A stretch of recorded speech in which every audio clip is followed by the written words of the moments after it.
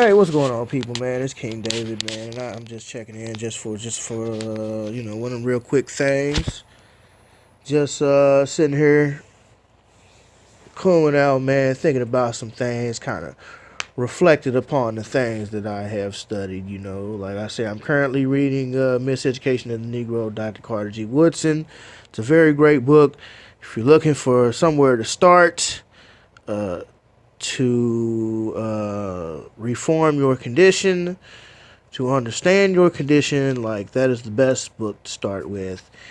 And there's one main chapter, like there's several points throughout the book where he talks about having a religious institution in the community and the importance of it in using the spirituality of it all to further the cause of what it is that you're doing, much like the white supremacists have been using that picture of that Wazungu Jesus, aka White Jesus, to pacify us and mystify us and all this other stuff here. But as I read his book and as I talk to one of my mentors, who happens to be the pastor of my church, you know, uh, is a man who has been in practically every facet of life, like you can imagine. Like, this is a man who grew up in the country, like the country with like no electricity for real, or like, outhouses, farm, cotton, like right in the middle of like Plantation Row. All of these black communities are surrounded by these plantations in Mississippi. And he's also lived a city life for like 50 years. He's lived in the inner city. So he's pretty much seen it all or experienced it all at some point in his life. And even without reading The Miseducation, just talking to him and having him stress to me, young man, the importance of the religious institution, he takes me back to, back in the day in Mississippi, the church was where all the black folk got together to like learn how to read, like voter organization and voter registration, and just an overall planning besides teaching the message to the people, to get your agenda across. But the church is also so much more. And he stresses to me that, he tells me that the church is the cornerstone of the community. And he says if you look in every major community in St. Louis, there's at least one major church in every community. And by major, he means like structural wise. Like, I go to a church that was it's an old Catholic complex. Penrose Park has an old Catholic complex church in their neighborhood. Walnut Park. You know what I'm saying? Like, I see it, I understand it. And the thing about it is, back in the day, most of the folk in the community went to that one church. So when the Mark Twain community was like really first built, it was a majority Catholic community. And that's what they practiced. And I mean, even when the black folk came in, it was still like a Catholic church. It was a black Catholic church. I had a boss, an old boss of mine that actually used to, worship and all of that at the church that I currently worship in. So you kind of see where I'm getting at. So as I was just sitting here thinking about some things, just kind of sort of reflecting upon some things that I studied, it dawned on me the importance of the religious institution in your community. Like whether that be a church, a mosque, a synagogue, you know, fire pit. I mean, wherever it is that, your place it is worship, but generally it's a major structure in the community, to pick up the mantle of our ancestors and what they used to use the church for, which we have lost.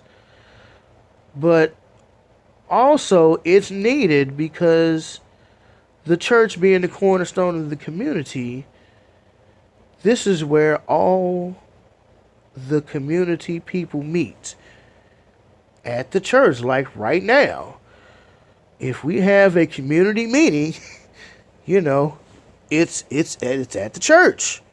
You know what I'm saying? If we have any community cleanup or whatever, the base is always the church. It's the cornerstone of the community. And it just finally dawned on me the importance of having a religious institution. Because, if you read through the Bible and if you learn how to decipher it, because the Bible is very coded, there's a lot of coded messages in there. There's a lot of coded people. Like, I believe the story of Moses was actually like the story of King Akhenaten in like ancient Kemet or something like that. Don't quote me on that. I'm pretty sure. But yeah, I'm not 100%, so don't quote me on that. But a lot of stuff has been taken from us, and it's been stolen, and it's been flipped and changed around to confuse us. You know what I'm saying? To keep us in a state of chaos. But once you decipher this book and you learn how to read it, there are a lot of things that reveal themselves to you. Like when Moses first came to Egypt, he didn't have nothing. Nothing at all. When he left, he had an economic system. So when he left, he had maids, servants, cattle, children. Nigga had a whole economic system. He had a religion. Took on the ancient mystic system of Egypt, Kemet. Had a religion. And he learned how to do politics. Being in the upper part of the society, the brother left, came with nothing, but left with a religion, an economic system, and a political system. And that's how they moved. And I see now that the church is that place to give you your religious system, your economic system, and your political system. Because, to be quite frankly, where else is anybody else going to meet?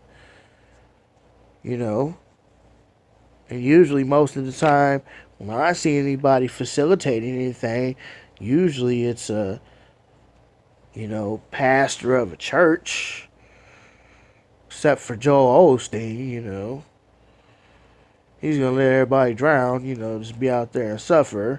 But that's cool, motherfuckers still giving their money to him, so it is what it is. But talking about the real down home, grassroots community preachers, like Dr. King. That's who Dr. King was.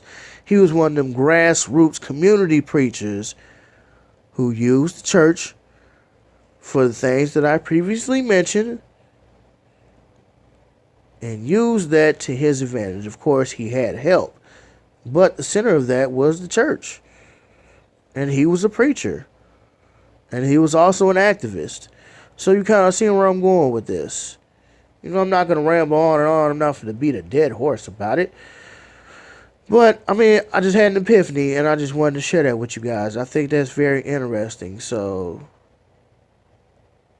yeah, I kind of had always personally enjoyed a communal gathering. I'm not going to say it's a church or a school, but I'll just say a communal gathering. I like gathering with the community and fellowshipping with them. It just so happens to be at a church, and we have a traditional worship service, and then, the message, the communion message, and the contribution message, are focused usually upon, waking up black people and all of that. So, with that being said, and I think I've said enough, I'm King David, and you can reach me on Instagram at D Overweight Lover. That's the letter D, OVRWEIGHT at The Overweight Lover Instagram, or you can catch me on Google Plus, King David 314. As always, like, comment, subscribe, hit me up. I'd love to chop it up with you. Peace.